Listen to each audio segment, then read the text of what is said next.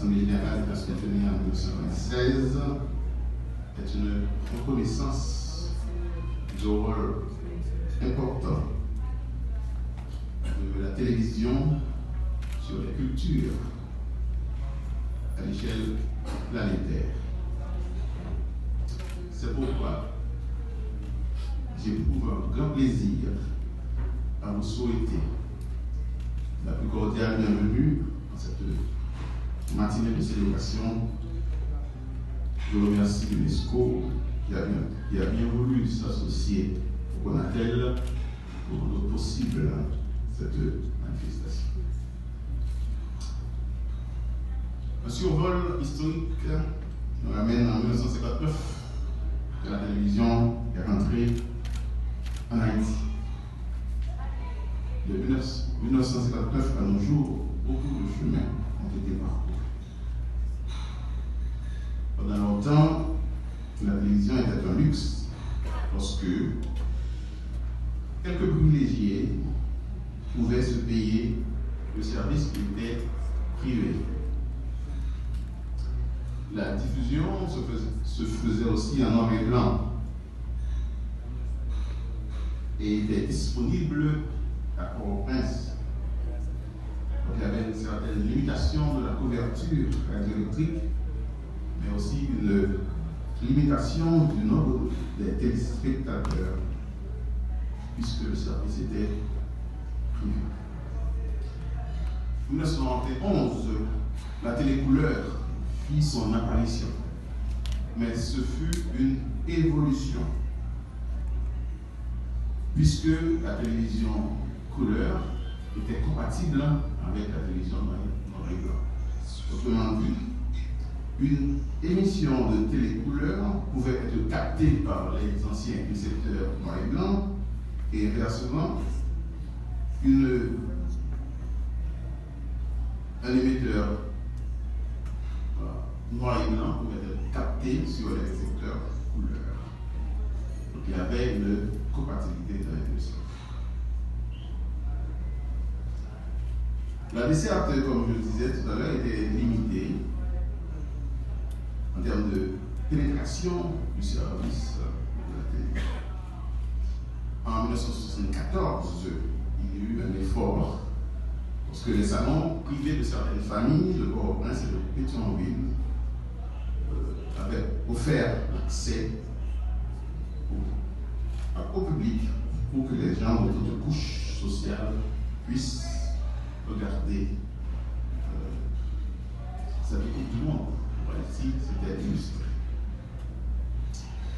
La télévision fit son entrée effective dans tous les foyers, les grandes villes du pays, avec la mise en onde de la télévision nationale d'Haïti, la TNH, en 1978.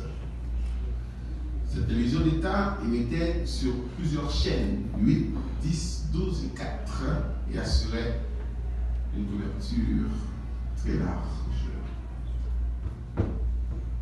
Et je suis content de voir que l'ingénieur qui a fait cette installation est encore là parmi nous, un doyen du secteur de télécommunications. Le grand public découvrait le visage des vedettes de la radio, des feuilletons locaux tels que le Richard au XXe siècle ont nourri toute une génération. Tous les vendredis, les gens de ma génération étaient attachés, agglutinés autour du petit écran pour regarder les émissions. Le Richard, le Molière haïtien qui corrigeait les mœurs en brillant.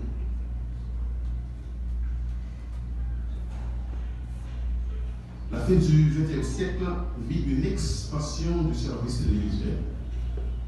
La bande VHF fut saturée en un tel que le CONATEL a dû ouvrir l'accès à la bande UHF.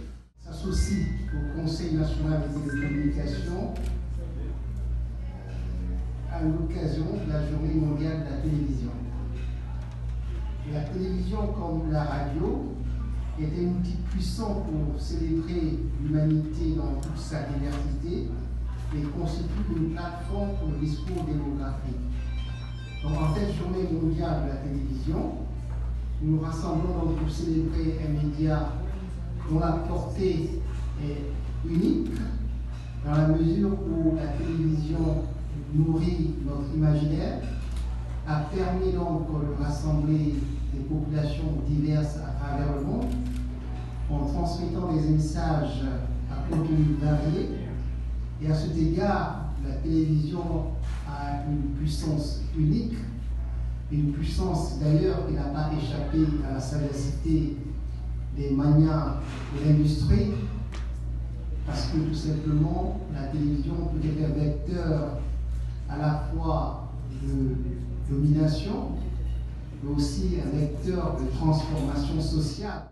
À l'occasion de cette 27e journée de la télévision, nous voulons nous rappeler le rôle capital joué par ce média dans la vie des gens.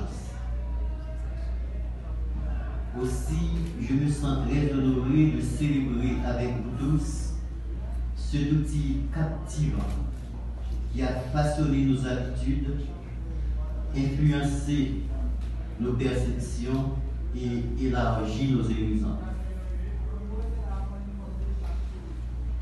La télévision, depuis ses débuts, a toujours été bien plus qu'un simple moyen de divertissement.